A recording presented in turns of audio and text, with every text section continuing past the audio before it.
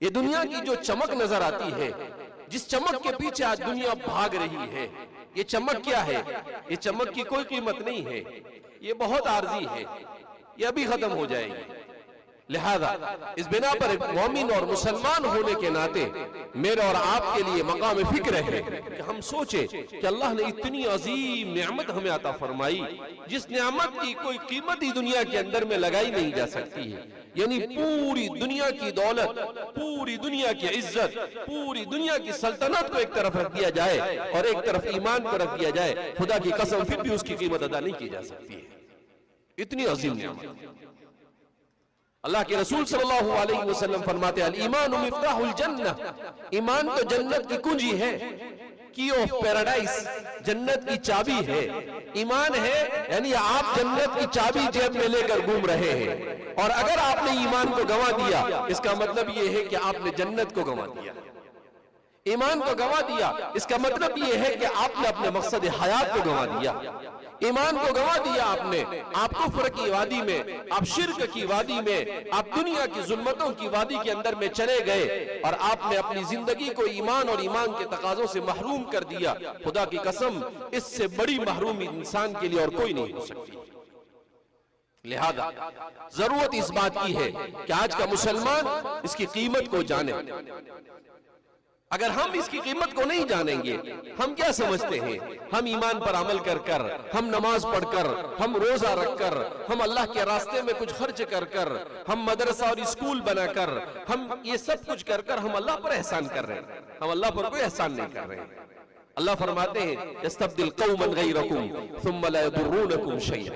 अल्लाह फरमाते हैं कि क्या समझते हो तुम ये समझते हो कि तुम अल्लाह पर एहसान करोगे, तुम ये समझते हो कि तुम कुछ नहीं करोगे तो अल्लाह का बिगड़ जाएगा। अल्लाह कहते हैं कि अगर तुम अमल नहीं करोगे और ईमान की कदर नहीं करोगे, हम तुम्हें खत्म कर देंगे और दूसरी कौम को ले आएंगे, और वो ऐसी कौम होगी वो अल्लाह उनसे मोहब्बत करेगा और वो अल्लाह से मोहब्बत करने वाली होगी। तो अल्लाह रब्बुल इज्जत के यहाँ पर अल्लाह को मेरी और आपकी जरूरत नहीं। मैं और आप हर लम्हा मौत से पहले भी और मौत के बाद भी अल्लाह की मोहताज है। इन्नल्लाह हुवल गनी, वो तो बेनियाज है, उसको आपकी और मेरी इबादत की जरूरत नहीं। उसने शरीयतें क्यों भेजी? उसने अंबिया को क्यों भेजा? उसने रसूलों को क्यों भेजा? उसने किताबों को क्यों नाजिल किया? मेरे और आपके फायदे के लिए नाजिल किया। हुज्जतुल इस्लाम हजरत मौलाना कासिम साहब नानोतवी नव्वरल्लाहु मरकदहू वो अजीब बात इरशाद फरमाया करते थे। हजरत फरमाते थे कि इंसान, आज का इंसान ये सोचता है कि अल्लाह रब्बुल इज्जत ने इंसान को शरीयत क्यों दी? क्या जरूरत थी शरीयत देने की? क्यों अल्लाह ने इंसान को शरीयत दी? इस शरीयत पर अमल करके क्या फायदा? तो हजरत फरमाते हैं, उसकी मिसाल ऐसी है जैसे डॉक्टर, अगर आप बीमार हो जाए और डॉक्टर के पास जाए और डॉक्टर आपकी बुखार के ऊपर आपको दवा दे और कहे फला फला चीज से आपको बचना है और फला फला काम आपको नहीं करना है, आप दवा भी नहीं खाए और उस चीज से बचे भी नहीं, तो किसका नुकसान है? किसका नुकसान है? बीमार का नुकसान है। डॉक्टर का कोई नुकसान होगा। फिर उसके बाद 2-4 दिन के बाद आए, कहा डॉक्टर साहब मैंने दवा भी नहीं खाई, परहेज भी नहीं की, मैं अच्छा भी नहीं हुआ। कहा अच्छा ठीक है, और ऐसा ही कीजिए आप, तो किसी का नुकसान नहीं होगा। कहा शरीयत पर अमल नहीं करने से खुद इंसान अपना नुकसान करता है। शरीयत पर अमल करने से न अल्लाह का कोई नुकसान होता है, न अल्लाह के रसूल का कोई नुकसान होता है। तो वो अल्लाह तो अरहमुर राहिमीन है कि उसने अपनी रहमत से रसूलों को भेजा, उसने अपनी रहमत से किताबों को भेजा और हमें जिंदगी जीने का सलीका सिखाया। आप देख सकते हैं, दुनिया का जायजा ले सकते हैं कि अगर अल्लाह रब्बुल इज्जत शरीयतों को न भेजते तो इंसान कैसी जिंदगी गुजारता। उसको मैं अपने एक तजर्बे और मुशाहदे से बयान करता हूं। एक मर्तबा एक जगह पर जाना हुआ, तो पूरी दुनिया से लोग वहां पर घूमने के लिए आते थे। सफारी पार्क था, हम लोग भी वहां पर, हमारे एक मेजबान थे, हमारे वालिद साहब साथ में थे, वो ले गए। उन्हें बहुत नागा कहा कि नहीं शेर वगैरह देख कर आएंगे। अब गए तो वहां बड़ा होटल था, 7 स्टार 9 स्टार जो भी रहा हो। उसमें जब वॉशरूम के अंदर में गए तो मैं गया और वापस बाहर आ गया।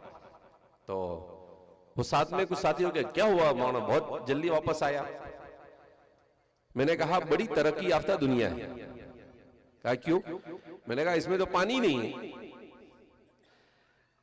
तो वो हंसने लगे और कहा कि हजरत यहां पर तो सिर्फ पहुंचने पर इक्तिफा किया जाता है। कहा दुनिया ने तरक्की की है। तो मैं उनको कहने लगा कि अल्लाह के बंदे, अल्लाह तेरा शुक्र है तूने मुसलमान बनाया, तूने ईमान दिया। अगर अल्लाह नबियों और रसूलों को न भेजता तो इंसान को यह भी नहीं समझता कि कहां धोना और कहां पर पहुंचना। अब इतनी छोटी सी बात अगर इंसान नहीं समझ सकता है, इसको तरक्की कह रहे हो? इसको क्या कह रहे हैं? तरक्की कह रहे हैं। ऐसी कैसी तरक्की कि इंसान सिर्फ ऐसे ही पहुंच कर बदबू के साथ पूरी दुनिया के अंदर में घूमता रहे। तो इन समझ में आता है कि जब शरीयत ना हो तो इंसान कैसी जिंदगी गुजारता है। आप देखें ऐसी बदतरीन जिंदगी होती है उन लोगों की जिन लोगों के पास दुनिया की तमाम आराइशें होती है मगर कुछ पता नहीं। माँ बाप की क्या कदर? कोई कदर नहीं। हमारे एक दोस्त है, वो फरमाते हैं कि मैं एक मर्तबा फ्लाइट में था तो मेरे बाजू में एक अंग्रेज बैठा हुआ था, यूरोप के किसी कंट्री से ताल्लुक रखता था। तो वो मुझे पूछने लगा कि आप कहां जा रहे हैं? तो मैंने कहा कि मेरी वालिदा बीमार है तो मैं अपनी वालिदा की खिदमत के लिए जा रहा हूं। तो वो अंग्रेज बार बार मेरा मुंह देखने लगा। मैंने पूछा क्यों, आपको ताज्जुब किस बात पर है? कहा कि आप इतना पैसा खर्च कर कर अपना टाइम वेस्ट कर कर आप उनके वहां पर जा रहे हैं, आप उनको किसी ओल्ड एज सेंटर में रख दो, वो लोग उनको खिदमत कर लेंगे। तो वो कहते हैं कि नहीं, मैं जिस दीन से ताल्लुक रखता हूं उस दीन ने मुझे ये सिखाया कि जिस मां ने तुझे 9 महीने अपने पेट में रखा, जिस मां ने तुझे जना और जनते वक्त इतनी तकलीफ होती है कि दर्द ज़ह में औरत जब बच्चे को पैदा करती है उस वक्त उसे इतनी तकलीफ होती है कि फरमाते हैं कि इंसान के बदन की जितनी हड्डियां हैं 360 हड्डियां, उन सब हड्डियों को तोड़ने पर जितनी तकलीफ होती है उतनी तकलीफ औरत को जब बच्चे को जनती है उस वक्त होती है। इसीलिए तो हजरत मरियम, हजरत ईसा अलैहिस्सलाम मौजिजे से पैदा हो रहे हैं।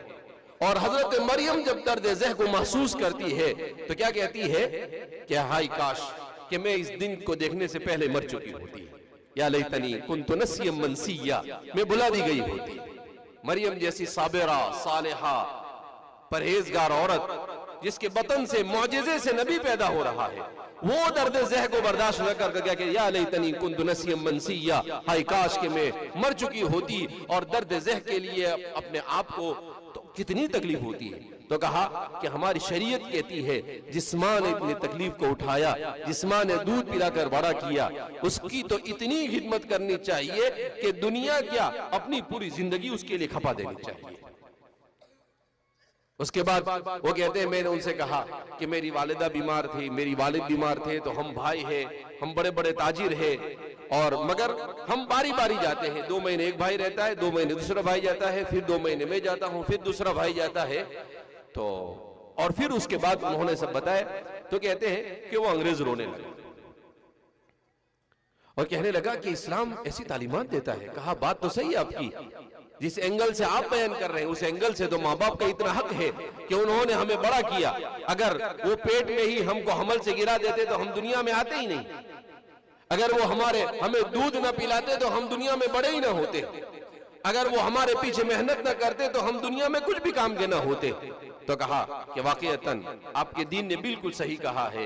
कहा मैंने भी अपने माँ बाप को ओल्ड एज में रखा है, मगर आपके बाजू में बैठकर मुझे ये सबक मिला कि मैं भी अब जाकर अपने माँ बाप की खिदमत करूंगा, उनको अपने घर पर लेकर आऊंगा। ये तहजीब। इसलिए मेरे अजीजों, जो दीन अल्लाह ने मुझे अता फरमाया है, ये दीन क्या है? हुज्जतुल इस्लाम हज़रत मौलाना कासिम साहब नानोतवी नव्वरल्लाहु मरक़दहू फरमाते थे कि इंसान के इस दुनिया में आने का मकसद क्या है। आज का इंसान यही नहीं जानता है। एक मुफक्किर वो कहते हैं कि मैं ऑस्ट्रेलिया गया, एक होटल पर मैंने एक बहुत पढ़े लिखे आदमी को देखा। तो वो जब मुझसे बात करने लगा तो मैंने उससे पूछा व्हाट योर पर्पस लाइफ, तेरी जिंदगी का मकसद क्या है। तो यूं मुझे देखने लगा और कहने लगा, जिंदगी का भी कोई मकसद होता है क्या? कहने लगा, जिंदगी का भी कोई मकसद होता है। तो फिर वो कहते, मैंने कहा कि अगर जिंदगी का कोई मकसद ही नहीं तो फिर जिंदगी क्यों? कोई तो मकसद होगा जिंदगी का। बगैर मकसद के जिंदगी, इतनी अजीम जिंदगी, इतनी अजीम नेमतें, इतनी हैरत अंगेज दुनिया, ये बगैर मकसद के कैसे मिली? कोई तो मकसद होगा। कहा नहीं, मैंने तो कभी ऐसा सोचा भी नहीं। फिर उसके बाद उन्होंने कहा कि आप देखो, दुनिया की चीजों पर नजर करो, दुनिया की हर चीज ये इंसान के लिए जरूरी है, मगर इंसान इनमें से किसी के लिए जरूरी नहीं। अगर पानी ना होता तो मैं और आप जमीन पर जिंदा रह सकते थे? नहीं रह सकते थे। अगर सूरज ना होता तो हम आप जमीन पर जिंदा रह सकते थे? नहीं रह सकते थे। अगर चांद ना होता तो हम जमीन पर जिंदा रह सकते थे? नहीं रह सकते थे। अल्लाह ने जमीन को कैसा बनाया? न तो लोहे की तरह सख्त है और न रुई की तरह नरम है। अगर रुई की तरह नरम होती तो मैं और आप चल नहीं सकते थे, मैं और आप उस पर बड़ी बड़ी बिल्डिंग नहीं बना सकते थे। अगर इतनी सख्त होती जैसे लोहा सख्त होता है तो इंसान लंबा नहीं चल सकता था, इंसान उस पर भी इमारत बनाने पर कादिर ना होता। लेकिन अल्लाह ने जमीन को कैसा बनाया कि वो नरम भी है और सख्त भी है। इतनी सख्त भी नहीं है कि इंसान के लिए परेशानी हो और इतनी नरम भी नहीं कि इंसान के लिए परेशानी हो। कहा जिस चीज को देखो, हर चीज इंसान के लिए जरूरी है, मगर इंसान उनमें से किसी के लिए जरूरी नहीं है। अगर सारी चीजें होती और इंसान ना होता तो इन चीजों को कोई नुकसान होता? कोई नुकसान ना होता। तो कहा इससे क्या समझ में आता है? इसका मतलब ये है कि जब इन सब के लिए इंसान नहीं है और ये सारी नेमतें इंसान के लिए, तो इंसान किसके लिए? सवाल है। कहा इंसान किसके लिए है? इंसान है उस खालिक और मालिक के लिए जिसने उसके लिए सारी नेमतें बनाई। कहा अल्लाह ने इंसान को इसीलिए बनाया ताकि वो अल्लाह की इताअत करे, अल्लाह की इबादत करे। और आज हमने इबादत का मफहूम क्या समझ लिया है? मस्जिद में आकर नमाज पढ़ना ये इबादत नहीं। पूरी जिंदगी अल्लाह और उसके रसूल के बताए हुए तरीके के मुताबिक जिंदगी गुजारना, ये क्या है? इबादत है। अब सुबह में उठे, फजर से पहले उठ गए और आपने उठकर वुजू किया और मस्जिद में गए, नाश्ता किया, नाश्ते के लिए बैठे, आपने नाश्ता करते वक्त बिस्मिल्लाह पढ़ लिया, आपका खाना क्या बन गया? इबादत बन गया। आप घर से निकले, डॉक्टर साहब है, घर से निकले, भाई कहां जा रहे हैं? दवाखाने। क्यों दवाखाने जा रहे हैं? कहा भाई हलाल कमाए, हमारे हाथ से लोगों को फायदा हो जाए।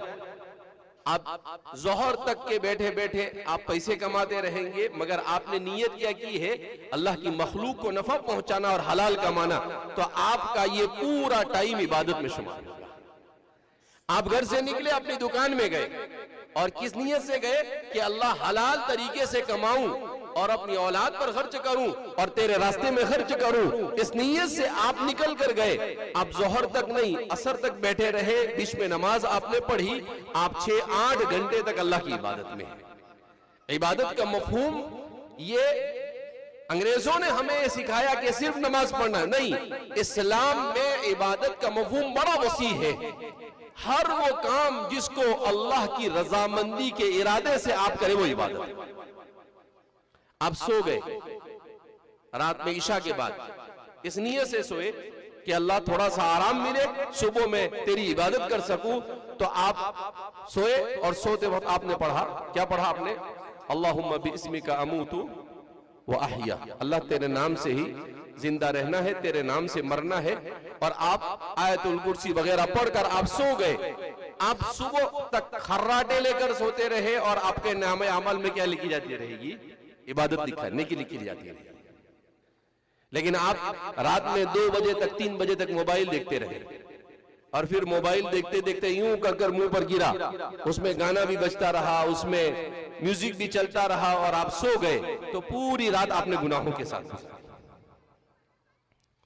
सीधी बात है कि आप सीरियल देखते रहे, आप फिल्म देखते रहे, आप स्पोर्ट देखते रहे, आप गेम खेलते रहे, आप सोशल मीडिया के ऊपर रील्स देखते रहे, आप इंस्टाग्राम देखते रहे, आप ट्विटर देखते रहे, आप फेसबुक देखते रहे। क्या कुछ नहीं, हंसने वाली चीजें, बेकार चीज, ना दुनिया का फायदा ना आखिरत का फायदा, बल्कि आखिरत का नुकसान।